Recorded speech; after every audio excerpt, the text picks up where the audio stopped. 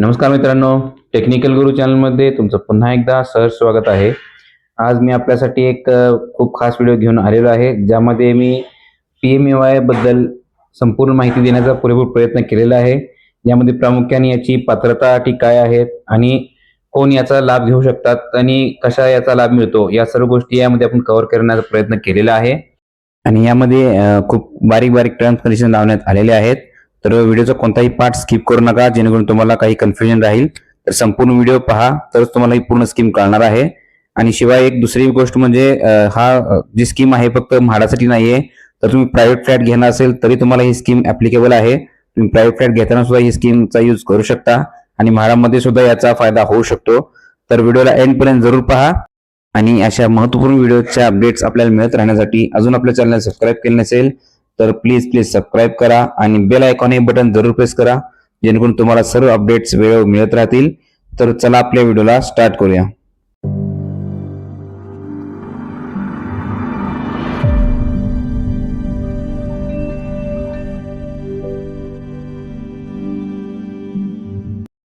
तर रजिस्ट्रेशनसाठी जी आवश्यक कागदपत्रे आहेत ती पुढील प्रमाणे आहेत.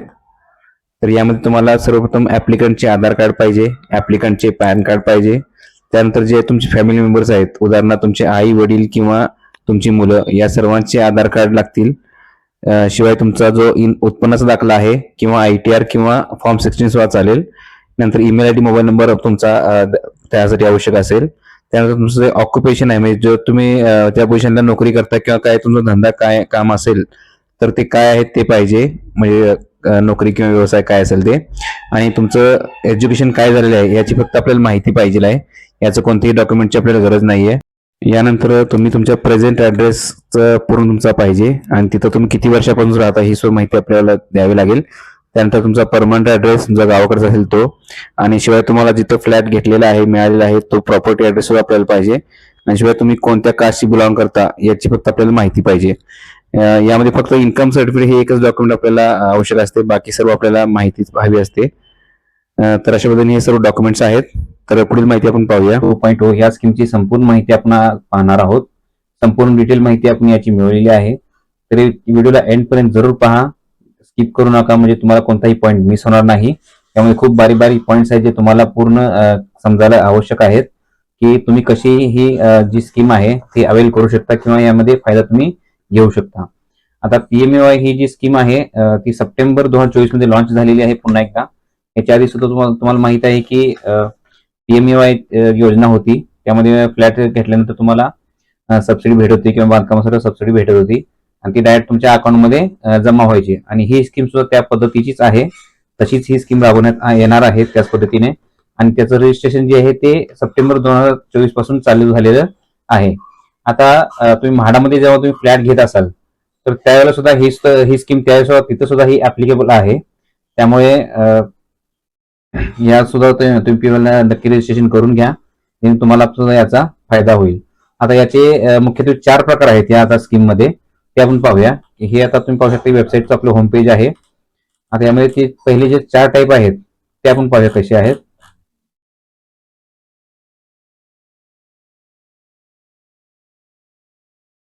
आता मुख्यत्वे याचे 4 पिलर आहेत, 4 व्हर्टिकल्स देण्यात आलेले आहेत.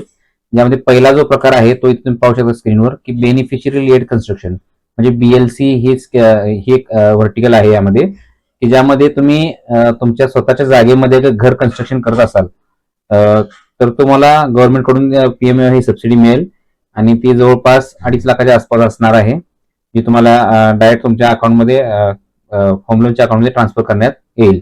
तर त्यासाठी सुद्धा काही कंडिशन्स आहेत, की त्याचं जे पक्का हाऊस असणार आहे ते मिनिमम 30 स्क्वेअर मीटर असायला पाहिजे आणि मॅक्सिमम 45 स्क्वेअर मीटरचं असायला पाहिजे. म्हणजे 45 स्क्वेअर मीटरच्या वर जर तुम्ही बांधकाम करत असाल तर तुम्हाला ही स्कीम भेटणार नाही.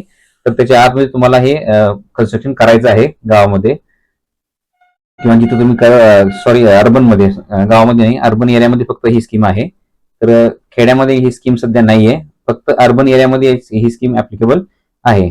दुसरा जो प्रकार आहे यामध्ये तो अफोर्डेबल हाऊसिंग इन पार्टनरशिप, म्हणजे AHP म्हणजे काय, की म्हाडाकडून वगैरे किंवा पब्लिक सेक्टरमध्ये किंवा प्रायव्हेट सेक्टरमध्ये ज्या EWS कॅटेगरीसाठी जे घर बांधली जातात, म्हणजे महानगरपालिका हद्दीत आणि किंवा महानगरपालिकेकडून सुद्धा बांधले जातात किंवा म्हाडाकडून सुद्धा बांधले जातात, जे ईडब्ल्यूएस मध्ये असतील फक्त प्रधानमंत्री आवास योजनेअंतर्गत ती घरं असतात.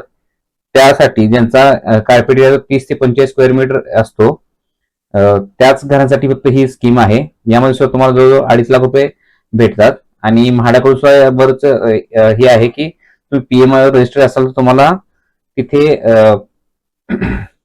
जी स्टॅम्प ड्युटी आहे ती सुद्धा भरायची गरज नसते.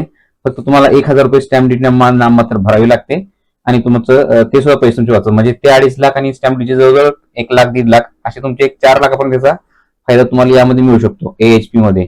जर तुम्ही ईडब्ल्यूएस कॅटेगरीमध्ये असाल तर, म्हणजे तुमचं वार्षिक उत्पन्न 3 लाखाच्या आत असायला पाहिजे, तर तुम्ही या स्कीम मध्ये ऍप्लिकेबल ठरू शकता. आणि तुमचं जे घर आहे ते सुद्धा ईडब्ल्यूएस कॅटेगरीतच पाहिजे. म्हणजे तुम्ही ईडब्ल्यूएस मध्ये आहे पण तुम्ही एलआयजी मध्ये अप्लाय केला असेल तर ही स्कीम तुम्हाला ऍप्लिकेबल होणार नाही. तर फक्त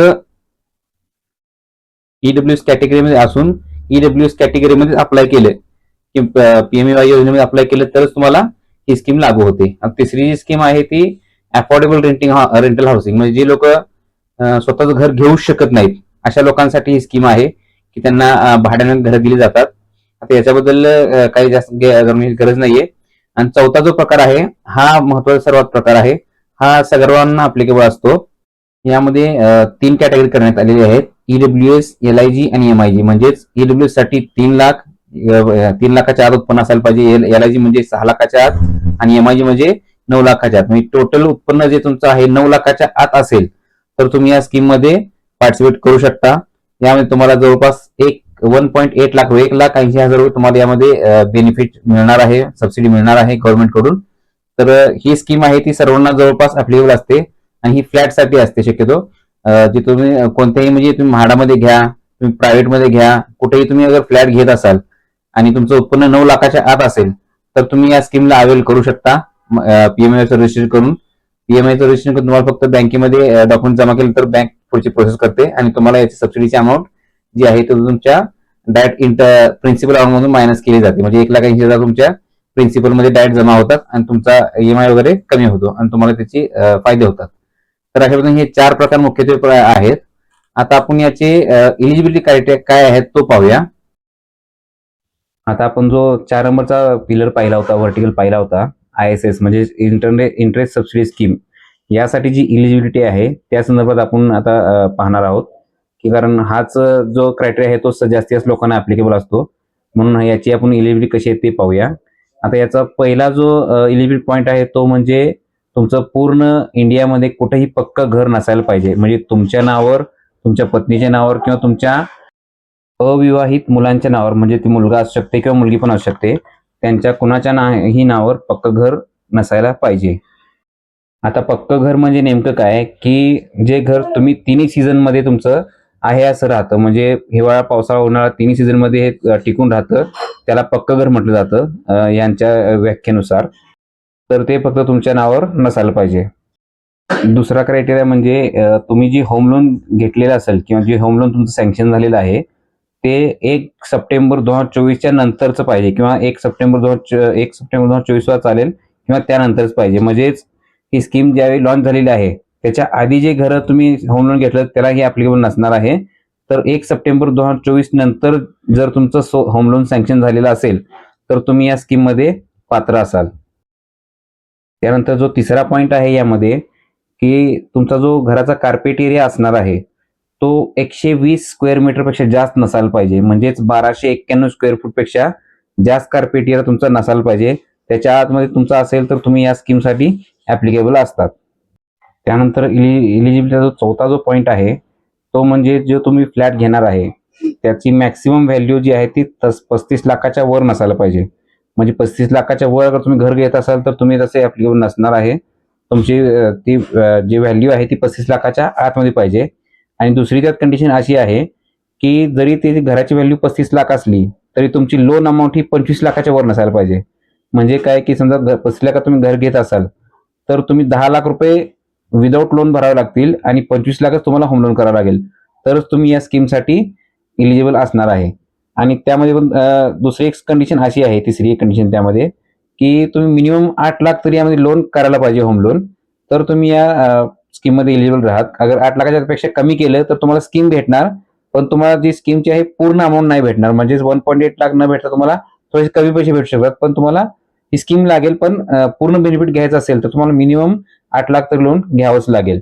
म्हणजे तुम्हाला एक एकंदरीत गोष्ट अशी लक्षात ठेवा की 35 लाख मॅक्सिमम व्हॅल्यू पाहिजे. लोन अमाऊंट ही 25 लाखाच्या वर नसायला पाहिजे आणि मिनिमम 8 लाखाच्या वर, 8 लाखापेक्षा जास्त असायला पाहिजे. यामध्ये 5वा जो पॉईंट आहे तो असा आहे की होम लोनचं जे तुमचं टेन्युअर असणार आहे ते मिनिमम 12 ते 25 वर्षे यामध्ये असायला पाहिजे, तर तुम्ही या स्कीमसाठी एलिजिबल असणार आहे. त्यानंतर 6वा जो क्रायटेरिया आहे ते ठेवण्यात आलेला आहे तो म्हणजे ओनली वन्स पर प्रॉपर्टी. म्हणजे काय की तुम्ही एका प्रॉपर्टीला एकदाच ही स्कीम घेऊ शकता. म्हणजे याच्या आधी कसं व्हायचं की हा नियम एक त्यासाठी बनवावा लागला की या आधी जी स्कीम होती PMAY त्यामध्ये एका प्रॉपर्टीला तुम्ही मॅक्सिमम कितीही वेळा घेऊ शकत होता. म्हणजे एकाने प्रॉपर्टी घेतली आणि जरी त्यांनी ती स्कीम घेऊन त्याचं बेनिफिट घेतलं, परत ती प्रॉपर्टी दुसऱ्याला विकली तर तो सुद्धा त्याचं बेनिफिट घेऊ शकत होता PMAYचं. तर आता त्यांनी यामध्ये चेंज केलेलं आहे की समजा एका प्रॉपर्टीला तुम्ही जर समजा रिसेलमध्ये फ्लॅट घेत असाल आणि तुमच्या आधीच्या जो ओनरने अगर PMAYचा लाभ घेतला असेल तर तुम्हाला त्या प्रॉपर्टीवर PMAYचा लाभ घेता येणार नाही. आणि शेवटी लास्ट आणि महत्त्वाचा पॉईंट म्हणजे एकच की हा स्कीम फक्त अर्बन एरियामध्येच असणार आहे. म्हणजे फक्त शहरी भागामध्येच ही स्कीम ऍप्लिकेबल असणार. आता ही सबसिडी जी आहे ती आपल्याला कशी मिळते ते पण पाहणे गरजेचं आहे. म्हणजेच की कसं काही पहिली जी आपली PMAY योजना होती त्यामध्ये पूर्ण अमाऊंट जी आहे ती वन टाइम मिळायची आणि एकदाच ती आपल्या लोन अकाउंटमध्ये डिपॉझिट व्हायची. तर यावेळी जी योजना आहे PMAYची ती तशी नसून थोड्यासा यामध्ये चेंज करण्यात आलेला आहे, ज्यामध्ये जे इन्स्टॉलमेंट्स आहेत ते एकदम मिळणार नाहीत तर 5 टप्प्यात मिळणार आहेत आणि 5 समान त्याचे भाग करून तुम्हाला मिळणार आहेत. तर समजा तुमची 1,80,000 सबसिडी तुम्हाला मिळणार असेल तर तुम्हाला 36,000 पर इयर अशा पद्धतीने त्याचे इन्स्टॉलमेंट भेटणार आहेत आणि प्रत्येक वर्षी 36,000 तुमच्या लोन अकाउंटमध्ये डिपॉझिट होत राहणार आहेत. आणि ही अमाऊंट प्रत्येक वर्षी जेव्हा डिपॉझिट होणार आहे त्याला सुद्धा काही कंडिशन्स लावण्यात आलेले आहेत. तर त्या कशा आहेत त्या आपण पाहूया. तर व्हिडिओला एंडपर्यंत जरूर पहा. यामध्ये खूप बारीक बारीक कंडिशन्स आहेत त्या सुद्धा तुम्हाला जाणून घेणे खूप गरजेचं आहे. तर ज्यात जो की पॉईंट आहे त्यामध्ये पहिला जो आपण पॉईंट आहे तो असा आहे की loan must have be active for 5 years. म्हणजे काय की तुमचं जे होम लोन आहे ते 5 वर्ष कमीत कमी ते चालू राहिलंच पाहिजे. म्हणजे तुम्ही लोन घेतले, सबसिडी घेतली आणि बंद केला असं होणार नाही. तर तुम्हाला पूर्ण सबसिडी लाभ घ्यायचा असेल तर तुम्हाला लोन हे 5 वर्ष म्हणजे 5 टप्प्यात पैसे मिळणार आहेत. म्हणजेच 5 वर्ष तुम्हाला लोन हे ऍक्टिव्ह ठेवावं लागेल. फक्त ते एवढंच नाही तर लोन तुमचं ऍक्टिव्ह तर राहिलंच पाहिजे. शिवाय ज्या प्रत्येक वर्षी तुमच्या म्हणजे लोन अकाउंटमध्ये प्रिन्सिपल अमाऊंट जी आहे 50% किंवा त्यापेक्षा जास्त असायला पाहिजे. म्हणजे तुम्ही समजा 10 लाख लोन काढला असेल तर 5 लाखाच्या वर प्रिन्सिपल त्यामध्ये असायला पाहिजे. म्हणजे असं नाही की तुम्ही लोन काढले 10 लाख आणि डायरेक्ट 8 लाख भरून टाकले 2 लाख ठेवले तर तुम्हाला या योजनेचा लाभ घेता येणार नाही. तर प्रिन्सिपल अमाऊंट जी आहे तुमची 5 लाखाच्या वर तिथं राहिली पाहिजे. म्हणजेच एकदम जेन्युइन लोकांना त्याचा फायदा मिळणार आहे.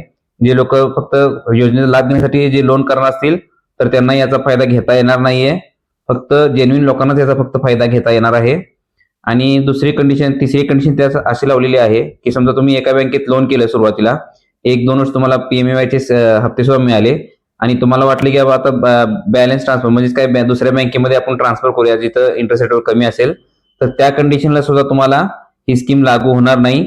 फक्त जी पहिली बँक असेल त्याच तुम्हाला बँकेमध्ये ही स्कीम 5 वर्ष सलग ठेवावी लागेल आणि त्याच बँकेला तुम्हाला सबसिडी मिळत राहणार आहे. तर दुसऱ्या बँकेत तुम्ही ट्रान्सफर केले तर ते तिथे बंद होऊन जाणार. म्हणजे 1-2 हप्ते मिळाल्यानंतर तुम्ही ट्रान्सफर केले तर उर्वरित हप्ते तुम्हाला मिळणार नाहीत. त्यानंतरची कंडिशन जी आहे ती की सबसिडी जी आहे ती तुम्हाला फर्स्ट बँकलाच करता येणार आहे. म्हणजे जेव्हा तुम्ही फ्लॅट घेसाल किंवा घर घेसाल त्यावेळेला तुम्हाला जी फर्स्ट बँक असेल तुमची लोन करतानाची त्या बँकेतच तुम्हाला फक्त हा क्लेम करता येणार आहे. समजा तुम्ही फर्स्ट बँकेमध्ये क्लेम नाही केला आणि बॅलन्स ट्रान्सफर केला आणि दुसऱ्या बँकेत तुम्ही म्हटला की आता आपण क्लेम करूया तर ते सुद्धा पॉसिबल नाहीये. तुम्हाला फक्त ते फर्स्ट बँकलाच क्लेम करता येणार आहे. दुसऱ्या बँकेमध्ये तुम्हाला क्लेम करता येणार नाही. म्हणजे बॅलन्स ट्रान्सफर केल्यानंतर तुम्ही म्हणाल की मी पहिल्यापासून ते स्कीम लागू करून तसं होणार नाही. तुम्हाला फर्स्ट बँक ओनली फक्त रेफर करता येणार आहे. तर अशा पद्धतीने या सर्व बारीक बारीक कंडिशन्स देण्यात आलेल्या आहेत ज्या की तुम्हाला खूप समजून घेणे गरजेचं आहे. आणि या सर्व ज्या कंडिशन्स लावलेल्या आहेत त्या त्यांच्या प्रिव्हियस स्कीमचा त्यांनी अनुभव घेऊन या सर्व कंडिशन्स लावलेल्या आहेत. म्हणजेच कोणी यामध्ये फेक काही करू शकणार नाही. एकदम जेन्युइन लोकांनाच याचा फायदा घेता येईल. ज्या लोकांना फक्त फायदे घेण्यासाठी लोन करायचं आहे किंवा काही अशा गोष्टी करायच्या आहेत तर त्यांना हा नक्कीच यातून फायदा होणार नाहीये. आणि अजून तुमच्या मनात काही याबद्दल शंका असतील तर तुम्ही मला कमेंटमध्ये जरूर विचारू शकता. नक्की त्या सर्व शंकांचं पूर्ण निरसन करण्याचा मी प्रयत्न करेन. तर व्हिडिओला एंडपर्यंत पाहिल्याबद्दल खूप खूप धन्यवाद. भेटूया आपल्या नेक्स्ट व्हिडिओमध्ये.